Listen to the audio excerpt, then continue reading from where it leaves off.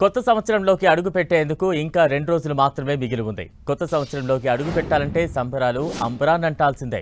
తెలంగాణలో ఈసారి December 31 celebration సందర్భంగా భారీగా మద్యం అమ్మకాలు ఉంటాయని అంచనా వేస్తున్నారు. డిసెంబర్ 31న ఒక్కరోజే దాదాపు 1000 కోట్ల రూపాయల మద్యం సేల్స్ అయ్యే ఛాన్స్ ఉందని ఎక్సైజ్ వర్గాలు భావిస్తున్నాయి. మరో 2 రోజుల్లో ఈ రెండవుతోంది. దీంతో 31 సెలబ్రేషన్స్ కోసం అంతా రెడీ అయిపోతున్నారు. ఆ రోజు ఎలా ఎంజాయ్ చేయాలనే దానిపై పక్కాగా ప్లాన్ వేసుకుంటున్నారు. ఆ రోజు సుక్కా ముక్కా లేకుండా వేడుకలు జరగవు. మరి ముఖ్యంగా మద్యం ప్రియులు డిసెంబర్ 31న పీకల దాకా తాగి గడిచిన ఏడాది జ్ఞాపకాలను గుర్తు చేసుకుంటూ ఉంటారు.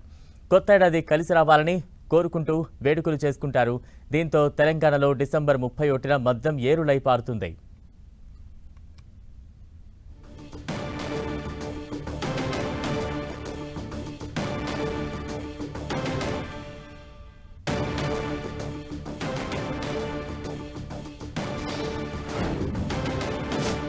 డిసెంబర్ 31న దాదాపు 1000 కోట్ల లిక్కర్ సేల్ జరిగే అవకాశం ఉందని ఎక్సైజ్ శాఖ భావిస్తోంది. డిసెంబర్ 31న కొత్త ఏడాది వేడుకలను దృష్టిలో పెట్టుకుని ఇప్పటికే మద్యం స్టాక్ డిపోల నుంచి వైన్ షాపులు, బార్లకు పంపిణీ చేశారు.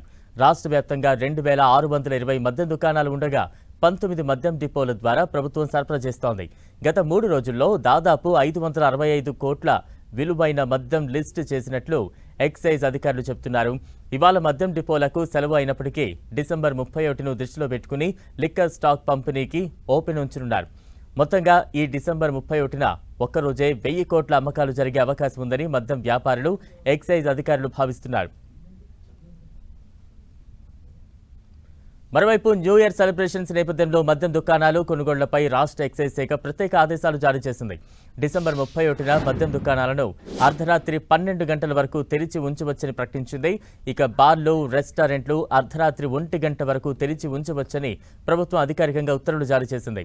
దీంతో న్యూ ఇయర్ను లిక్కర్ పార్టీతో వెల్కమ్ చెప్పేందుకు సిద్ధమయ్యారు మద్యం ప్రియులు.